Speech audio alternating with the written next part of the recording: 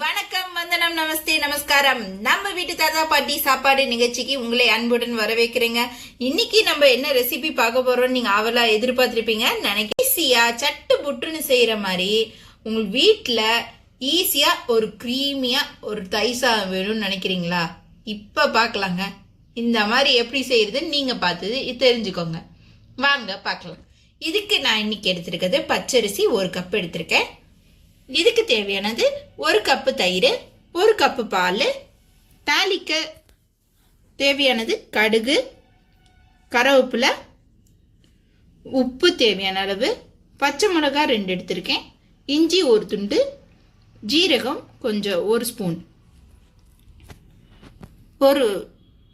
கொஞ்சம் தண்ணி, தேவையான அளவு தண்ணி. ஸோ நம்ம எப்படி பண்ணலாம் நம்ம பார்க்கலாமா? நம்ம அடுப்பில் 2 கிளாஸ் தண்ணி ஊற்றி முதல்ல அடுப்பில் இது பண்ணிக்கலாம். நான் இன்னைக்கு வெளியில் உங்களுக்கு காமிக்கிறேன். இது இன்கேஸ் நீங்கள் உங்களோட மண்பானையிலையோ இல்லை பானையிலோ இல்லை இதுலேயோ இழுப்புச்சட்டிலையோ நல்லா கொஞ்சம் கொதிக்கட்டும். கொதிச்சக்கப்புறம் நம்ம அரிசியை களைஞ்சு போட்டுக்கலாம். இப்போ பார்த்தீங்கன்னா நல்லா தண்ணி கொதிச்சிருச்சு. இந்த மாதிரி டைமில் நம்ம எடுத்து வச்சிருக்க அரிசியை நம்ம போட்டுக்கலாம்.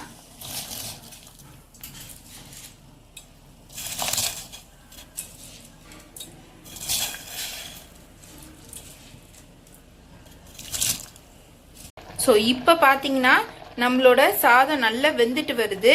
நார்மலாக இப்போ பார்த்தீங்கன்னா இந்த மாதிரி இருக்கிற டைமில் நம்ம வெடித்து கஞ்சி எடுத்து வச்சிருவோம். இல்லைன்னா உதிராக வரும். இது நல்லா குழஞ்சு வரணும். இப்போ நம்மளோட தயிர் சாதனுக்காக நல்லா குழஞ்சு வந்தாதான் நல்லா க்ரீமியாக வரும். இந்த க்ரீமிக்கு இந்த மாதிரி டைமில் நீங்கள் குக்கரில் வச்சிங்கன்னா 2 விசில் விட்டு எடுத்துட்டு திருப்பியும் அந்த டைமில் அப்படியே ஒரு தடவை திறந்து பாலை நல்லா ஊற்றிக்கோங்க. அப்படியே பாலை சுத்தினாப்பில் ஊற்றி இதை ஊற்றி வச்சுட்டு ஒரு கலரி திருப்பியும் இன்னொன்று விசில் வச்சு 3 விசிலாக வச்சு எடுங்க. நல்லா குழஞ்சு வந்துடும். இப்போ இது இந்த டைமில் நான் வெளியில் வச்சுருக்கனால இதை நான் இப்போ இந்த கன்சிஸ்டன்சியில் நான் எடுத்து பால் ஊற்றிக்கிறேன். நல்லா குழஞ்சு வரட்டும். கொதிச்சு நல்லா குழஞ்சு வரும். இப்போ பார்த்தீங்கன்னா தெரியும் நல்லா க்ரீமியாக வந்துட்டுருக்கு பாருங்க. அப்படியே க்ரீமி கன்சிஸ்டன்சியில் வெந்துட்டுருக்கு. இந்த மாதிரி வரணும். நல்லா குழஞ்சு வரணும். அப்படியே இது தயிர் சாதம் ரொம்ப நல்லது உடம்புக்கு. ரொம்ப ரொம்ப அரிய இது. இப்போ எவ்வளோதான் நம்ம சாப்பாடு சாப்பிட்டாலும் கடைசியில் ஏன் தயிர் சாதம் வைக்கிறாங்கன்னா அது நம்மளோட ஜீரண சக்தியை அதிகரிக்கிறது ஒன்றுனால தான் எந்த ஒரு சாப்பாட்டுக்கு பின்னாடி கடைசியாக ஒரு தயிர் சாதம் வச்சிடுறாங்க. ஸோ அதனால தான் நீங்கள் பந்தி வைக்கும் போதும் சரி, நீங்கள் வெண்ணெய் சாப்பிடும் போதும் கடைசியாக தயிர் சாதம் வைப்பாங்க. அந்த தயிர் சாதம் க்ரீமியாக அப்படியே அந்த வெந்து அந்த நம்ம வாய்க்குள்ளே போய் வயிற்றில் நல்ல டைஜஷனுக்கு தரதுனால தான் இப்படி வருது. சரிங்களா? ஸோ இப்போ எப்போதுமே நம்ம க்ரீமியாக நம்ம தயிர் சாதம் சாப்பிட்டு பாருங்க. இப்படி இருக்கும். இருக்கிற எல்லா டிஷ்ஷை காட்டிலையும் டேஸ்டியாக இருக்கிறது தயிர் சாதம் தான். உலகத்தில் எவ்வளோ டிஷ்ஷு கண்டுபிடிச்சிருப்பாங்க. ஆனால் ஒரு தயிர் சாதத்துக்குன்னு ஒரு தயிர் சாதம் மட்டும்தான் வரும். வேறு எதுவும் வராது. எவ்வளோ டிஷ்ஷு நீங்கள் சாப்பிட்டாலும் ஒரு தயிர் சாதத்தை கடைசியாக சாப்பிட்டு பாருங்க. அப்படி இருக்கும்.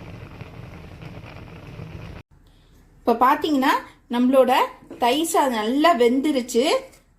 குழஞ்சு வந்திருக்கு பார்த்தீங்களா? இப்போ இந்த டைமில் அடுப்பை ஆஃப் பண்ணி வச்சிடலாம்.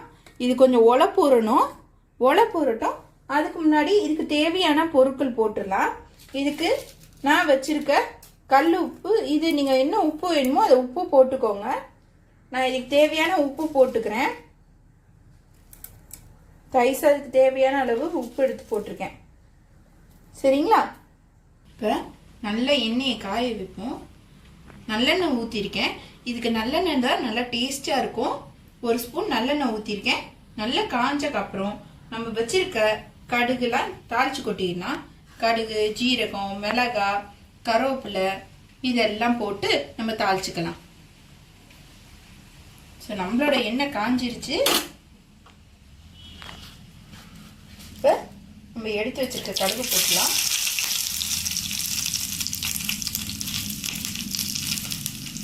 கடுகு,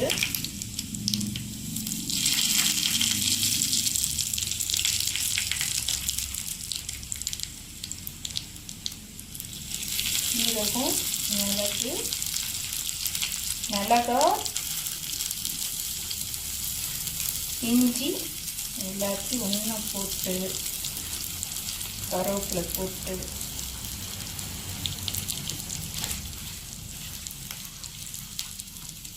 நல்லா இப்போ பொரிஞ்சிடட்டும். அடுப்பு வச்சு காய்ச்சிக்கலாம். நல்லா பொரிஞ்சு வரட்டும்.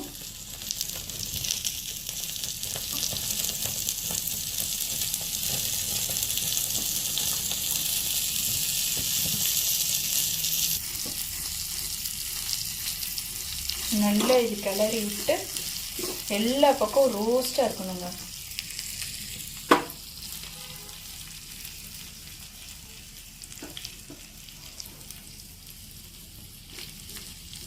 எல்லா பக்கம் ரோஸ்ட் ஆகணும்.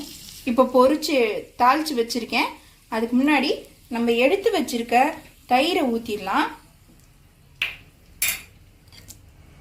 இதுக்கு தேவையான அளவு தயிர் ஊற்றிக்கலாம்.